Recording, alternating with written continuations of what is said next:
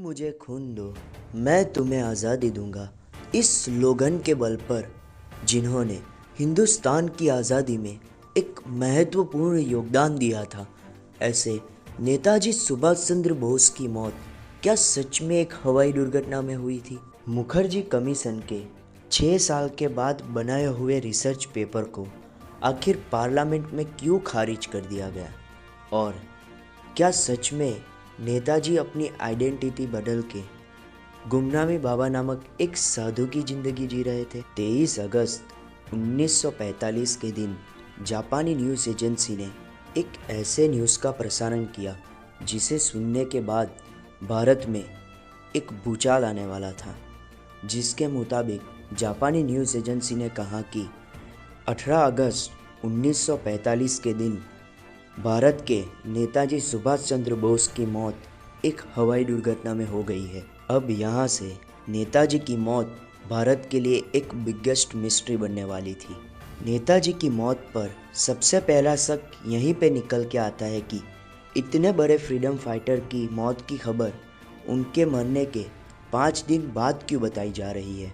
नेताजी की आखिरी फ्लाइट जिसमें वो सफ़र कर रहे थे मित्सुबिशी KI-21 में उनके साथ कर्नल हबीबुर रहमान भी सफ़र कर रहे थे, लेकिन दुर्घटना के बाद हबीबुर रहमान को उतनी गंभीर चोटें भी नहीं आई थी। और ऐसा कहा जाता है कि कर्नल हबीबुर रहमान ने नेताजी की डेड बॉडी का एक भी फ़ोटो नहीं खींचने दिया, जिससे एक महान व्यक्ति की मृत्यु का सचोट सबूत दुनिया के सामने पेश किया जाए, लेकिन ये नहीं हो पाया। नेताजी की मृत्यु के बाद कर्नल हबीबुर रहमान ने उनकी अस्थियों को जापान में स्थित रेंकोजी मंदिर में रख दिया, जहां पर आज भी वो अस्थियां हैं। नेताजी की मृत्यु के कुछ एक सप्ताह के बाद जापानी लश्कर के कुछ सीनियर अफसरों ने आज़ाद हिंद फौज के प्रीतम सिंह और देवनाथ को आकर कहा कि नेताजी का हवाई जहाज़ दुर्घटनाग्रस्त हुआ है।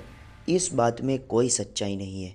ये एक चौंकाने वाला बयान था। पता नहीं क्यों, लेकिन कहीं ना कहीं जवाहरलाल नेहरू ये नहीं चाहते थे कि नेताजी जिंदा है या वो मर चुके हैं, इस बात की पक्की जानकारी किसी को भी पता चले। इस चीज़ को प्रमाणित ये बात करती है कि नेताजी की मृत्यु के बाद जवाहरलाल नेहरू ने भोलानाथ मलिक को सुभाष बाबू के घर की निगरानी रखने को कहा। और दूसरी चीज़ कि नेताजी की मौत की सच्चाई क्या है, उसे जानने तक की कोशिश जवाहरलाल नेहरू ने नहीं की। आगे जाकर कई लोगों के आग्रह के बाद जवाहरलाल नेहरू ने 1956 के अंदर नेताजी की मौत की सच्चाई जानने के लिए शाहनवाज कमीशन की रचना की।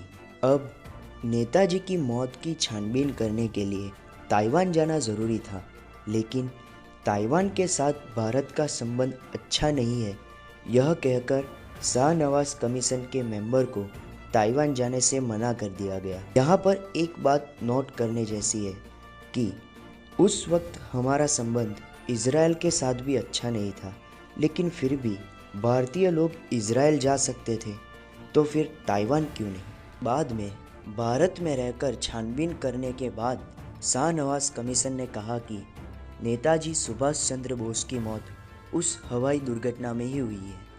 इस बात से शाहनवाज कमीशन के 3 मेंबरों में से एक, जिनका नाम था सुरेश चंद्र बोस, जो कि नेताजी के बड़े बंधु थे, उन्होंने ये बात को मानने से इनकार कर दिया। लेकिन फिर भी भारतीय गवर्नमेंट ने इस बात को ही सच माना। अब इंदिरा गांधी के वक्त पर भी एक और कमीशन की रचना की गई, लेकिन उस कमीशन ने भी शाहनवाज कमीशन के दिए हुए निर्णय को ही सही ठहराया। और अभी तक नेताजी की डेथ मिस्ट्री सुलझी नहीं थी कि उसी वक्त भारत के लोगों में एक ऐसी बात फैलनी शुरू हुई जो इस मिस्ट्री को और पेचीदा बनाने वाली थी। और वो बात ये थी कि भारत के कई लोगों ने एक गुमनामी बाबा नामक एक साधु को देखा था, और उन सबका ये मानना था, जिन्होंने गुमनामी बाबा को देखा था, कि गुमनामी बाबा और कोई नहीं बल्कि सुभाष चंद्र बोस ही थे। और इस बात को जब भारत के सब लोग जान गए, तब ऐसा माना जाता है कि गुमनामी बाबा ने उसके बाद किसी को उनका चेहरा नहीं दिखाया, और वो जब भी किसी से मिलते थे तब उनके और मिलने आए उस व्यक्ति के बीच में एक पर्दा रख देते थे। लीला रॉय और पवित्र रॉय, जो कि नेताजी के काफ़ी करीबी थे, उन्होंने जब गुमनामी बाबा की मुलाकात ली तब गुमनामी बाबा ने उन्हें कुछ ऐसी बातें बताई जिसे सुनने के बाद लीला रॉय और पवित्र रॉय ये पक्का दावा करते कि गुमनामी बाबा और कोई नहीं बल्कि नेताजी ही है। अब 1970 के खोसला रिपोर्ट के बाद नेताजी की मृत्यु के बारे में लगभग 3 दशकों तक कोई छानबीन नहीं हुई, लेकिन 1999 के अंदर अटल बिहारी वाजपेयी जी ने मुखर्जी कमीशन की रचना की, जिसे नेताजी की मृत्यु के बारे में सच ढूंढने का काम दिया गया। अब 1999 से लेकर 2005 तक हुए 6 साल के उस रिसर्च के बाद मुखर्जी कमीशन ने नेताजी के बारे में देश को जो बताया, उसे सुनने के बाद ये साबित हो गया था कि नेताजी की मृत्यु हवाई दुर्घटना में नहीं हुई थी। मुखर्जी कमीशन ने अब कुछ ऐसे पॉइंट्स रखे जो नेताजी की मौत की मिस्ट्री सुलझाने वाला था। पहला पॉइंट, रैंकोजी मंदिर के अंदर रखी हुई अस्थियां किसी भारतवंशी आदमी की नहीं है। दूसरा पॉइंट, प्लेन क्रैश के बाद किसी ने अस्पताल में लाए गए जख्मी सुभाष चंद्र बोस को नहीं देखा था, तो कैसे मान लिया जाए कि वो नेताजी ही थे या फिर कोई और। जब मुखर्जी नेताजी की मौत की सच्चाई जानने के लिए ताइवान गए, तब ताइवान के मेयर ने मुखर्जी को कहा कि 14 अगस्त से लेकर 25 अक्टूबर 1945 तक ताइवान में किसी भी प्लेन क्रैश का कोई भी रिकॉर्ड नहीं है। लेकिन यहाँ पे नोट करने वाली बात यह है कि नेताजी का प्लेन 18 अगस्त 1945 के दिन क्रैश हुआ था। चौथा पॉइंट, जिस शमशान में नेताजी का अग्नि संस्कार किया गया था, उस शमशान के अंदर नेताजी के अग्नि संस्कार का कोई उल्लेख नहीं था।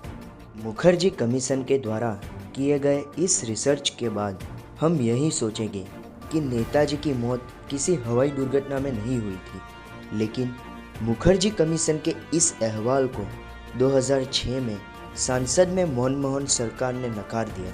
अगर मेरी इन सारी बातों से किसी को दुख हुआ है या फिर किसी को मेरी ये सारी बातें गलत लगी है, तो मेरे कुछ सवालों के जवाब दे।